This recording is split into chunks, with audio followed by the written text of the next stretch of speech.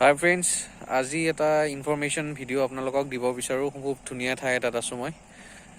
PM Kisan স্কিমটোৰ কাৰণে কিছুমান অসুবিধা মানুহে পাই আছে দেখিছোঁ। মই ভাবোঁ মানুহখিনিক এই ইনফৰমেশ্যনটো দি দিওঁ। PM কিষাণ স্কিমৰ আণ্ডাৰত যিখিনি মানুহ পৰিছিলে আৰু তেওঁলোকৰ তাত পইচা সোমাইছিলে, কিন্তু এতিয়া সোমোৱা নাই আজি 2 মাহ 3 মাহ 6 মাহৰ পৰা। তাৰ কাৰণটো এটা কাৰণ আছে। কাৰণটো হ'ল এইটো যে একাউণ্টবিলাক কেৱল পোষ্ট অফিচত হ'ব লাগিব। তো পোষ্ট অফিচত নতুনকৈ সকলোৱে যায় একাউণ্ট খুলিব লাগিব। যাৰ সোমোৱা নাই পোষ্ট অফিচত গৈ সুধিলে গম পাব, বা এগ্ৰিকালচাৰ ডিপাৰ্টমেণ্ট ব্লকত বহে, মানে তাত গৈ আপোনালোকে সুধিব বা আপোনালোকৰ গাঁৱৰ মেম্বাৰক সুধিব, তেওঁ জনাই দিব। তাৰপিছত আপুনি পোষ্ট অফিচত যাব, পোষ্ট অফিচত একাউণ্ট এটা খুলিব। তাৰপিছত সেই একাউণ্ট কপিটো লগত আপুনি KYC-টো আপডেট কৰি ৰাখিব। সেইটো আপুনি PM কিষাণৰ ৱেবছাইটত গৈ বা ওচৰৰ নেট কেফেত গৈ কৰিব পাৰিব।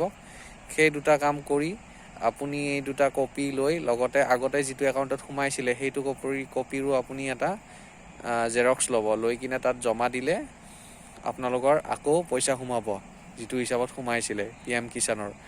গতিকে এই আপডেটটো দিবৰ কাৰণে আপোনালোকক এই ভিডিঅ'টো বনালোঁ। আৰু যদি বিশেষ নাজানে তেনেহ'লে আপোনালোকৰ গাঁৱৰ যিজন মেম্বাৰ হয় তেওঁৰ লগত কথা পাতিব, নহ'লে পঞ্চায়তৰ সভাপতিৰ লগত কথা পাতিলে বাকীখিনি কথা ধুনীয়াকৈ বুজাই দিব, আৰু তাৰপিছত আপোনালোকে সুন্দৰকৈ পইচাখিনি পাই থাকিব। গতিকে এইখিনি জনালোঁ। আপোনালোকৰ কিবা অসুবিধা হ'লে কমেণ্টত জনাব, মই যি পাৰোঁ ইনফৰমেশ্যন দি দিম। Thank U.